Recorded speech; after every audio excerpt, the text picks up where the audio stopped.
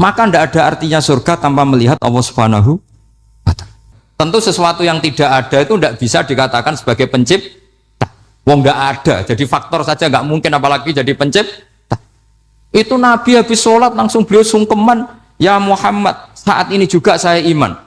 Karena logika yang dibangun ayat yang kamu baca itu menghabiskan semua logika saya.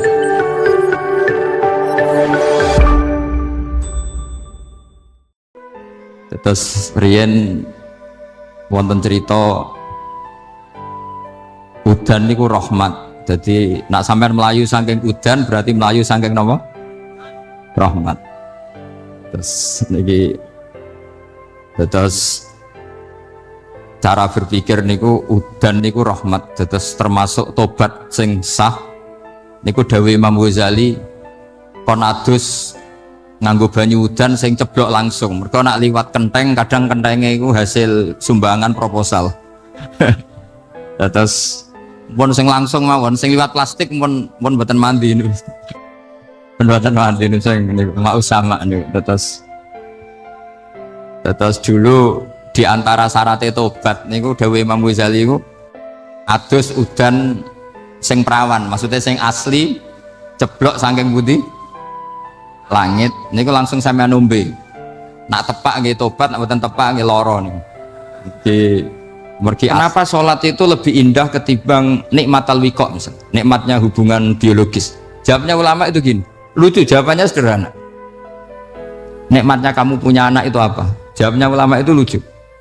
Kalau sakit dia sembuh, kalau hilang dia datang. Saya ulang lagi ya, kalau sakit dia sembuh, kalau hilang dia datang. Sekarang orang tua yang punya anak sakit koma di UGD atau di emergency, itu senangnya tuh mengalahkan kesenangan apa saja. Kira-kira orang yang berhubungan intim atau yang hubungan biologis dengan orang yang sedang anaknya sembuh dari koma, senangnya senang mana? Senang yang melihat anaknya sembuh dari koma. Senikmat apapun hubungan biologis, senang anaknya yang hilang ketemu. Nah, kalau anak ketemu saja orang seseneng itu, apalagi kita di surga ketemu zat yang lama kita sembah, yang lama kita rindukan, yang lama kita rindu, kemudian ketemu di surga, maka tidak ada artinya surga tanpa melihat Allah Subhanahu wa Ta'ala. Memang harus dijelaskan secara rohani. Akhirnya orang ngerti bahwa nikmat tertinggi di surga adalah melihat Allah Subhanahu wa Ta'ala. Karena kalau anak-anak muda mungkin protes, ya enggak, ya enak kumpul sama widadari gini-gini. Wah itu kan yang trauma bojone jelek gitu. Wah itu yang bojone jelek mesti kesusu masuk surga karena itu sudah jelek, cerewet, nggak mati-mati kan gitu. Terus dia ingin masuk surga mesti niatnya welek, mesti pikiran pertama itu kumpul widadari. Tapi ada ulama yang bikin analogi tadi, misalnya istri kamu cantik, kemudian anak kamu sakit, koma. Hubungan dengan istri sama dengar berita anak kamu sembuh, seneng mana? Seneng anak sembuh. Sama anak yang hilang, seneng mana? Anak yang hilang ketemu. Maka terus ulama bisa menjelaskan itu. Kalau orang ketemu anaknya seseneng itu, apalagi ini ketemu Tuhannya yang bertahun-tahun disembah, kemudian tidak pernah melihat. Di surga itu nanti kita melihat Allah Subhanahu. Makanya Allah begitu bangganya mempromosikan surga. Surga itu apa? Surga itu wujuhu yauma idzin nadhirah ila rabbiha nadhirah, yaitu wajah-wajah berseri-seri dan melihat. Itu tanpa dijelaskan seperti ini Anda akan janggal, enaknya di mana? Tapi setelah dijelaskan detail gini oleh ulama, maka kita akan tahu an-ni'matul uzma sing nggak ada perbandingannya adalah nikmat masuk apa? Surga karena melihat Allah Subhanahu wa Ta'ala. Ya jadi saya berkali-kali pokoknya minta sekali, hadil umat harus umat yang rasional, terutama dalam mengemban tauhid. Karena tauhid ini yang disebut kalimah. Sampai Allah mengistilahkan kepada Nabi Ibrahim itu waja'alaha kalimatam baqiyatan fi aqibi. Kalimat tauhid adalah kalimat yang akan abadi di anak cucunya Nabi Ibrahim. Baik anak cucu yang karena gen mau anak cucu yang karena sebab, yaitu santri dengan kiai. Dan itu caranya gimana? Umat Islam jangan berhenti belajar mantek. Makanya di MGS, di Qudsiyah, di TBS semua pondok pasti ngajarkan mantek, di Bendan ilmu logika. Itu tadi, kalau kamu tidak bisa menemukan tauhid dengan cara tadi, dengan cara al-alam mutaghayyir wa kullu mutaghayyir hadis la budda min buktis, paling tidak pakai ilmu yang dilakukan Rasulullah SAW. Itu masyhur, itu saya sering cerita di mana-mana. Ada orang namanya Jubair bin Mut'im, Muhammad bin Jubair bin Mut'im. Itu dulu dia kafir, dia orang pinter sampai dipasrai jadi negosiator untuk mengurus tawanan perang Badar yang ditawan Rasulullah SAW. Ketika datang di Medina, delalah pas maghrib, Nabi baca wattur wa kitabim mastur.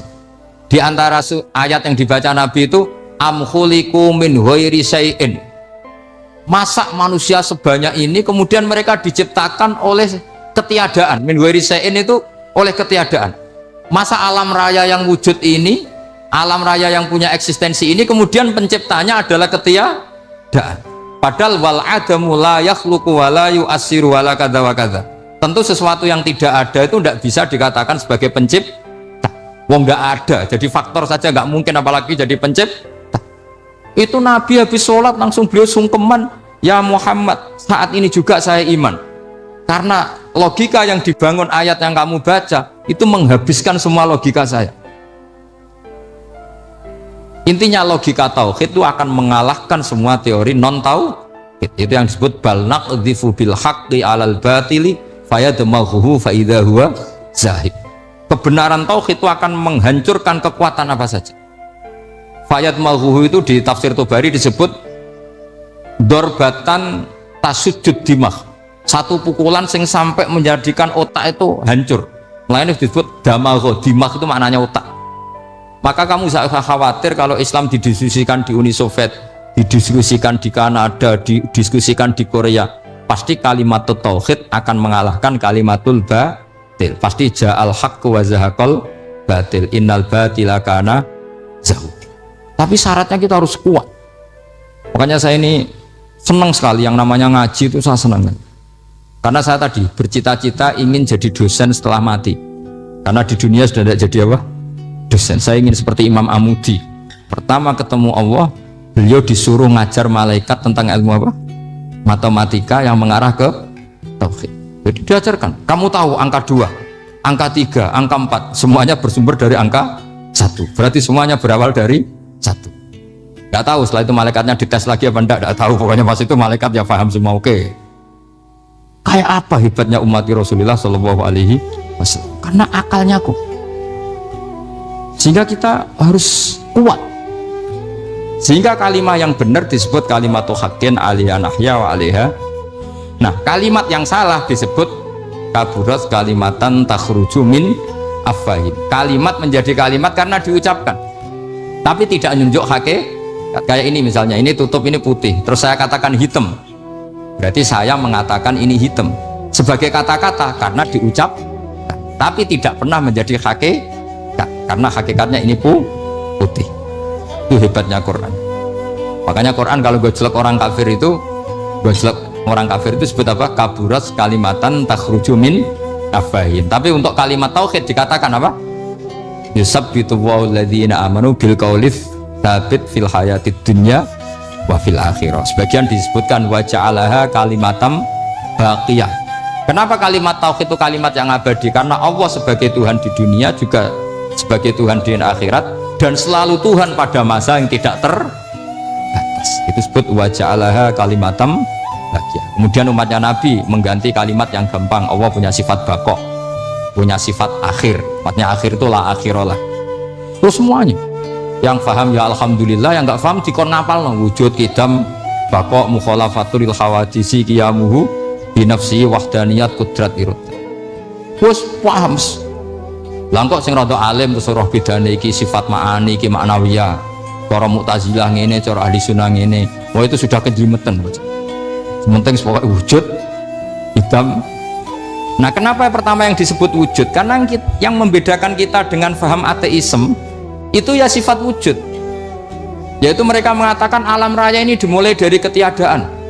Wah itu akal mana saja itu nggak bisa nerima, masa ketiadaan menciptakan sesuatu yang ada. Maka kata Ibnu Hajar al Asqalani ketika mentafsirkan mensarai hadis Salasun mangkunna fihi wajata halawatal iman.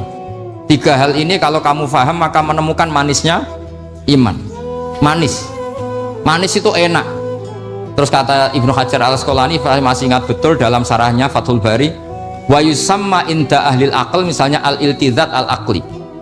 Agama ini mengajarkan kenyamanan cara berpikir. Coba kalau sampean seorang doktor atau seorang profesor atau seorang pinter, kemudian kamu dipaksa mengimani bahwa alam ini diciptakan oleh ketiadaan, itu bisa tidur gak? Oh, tidak bisa tidur.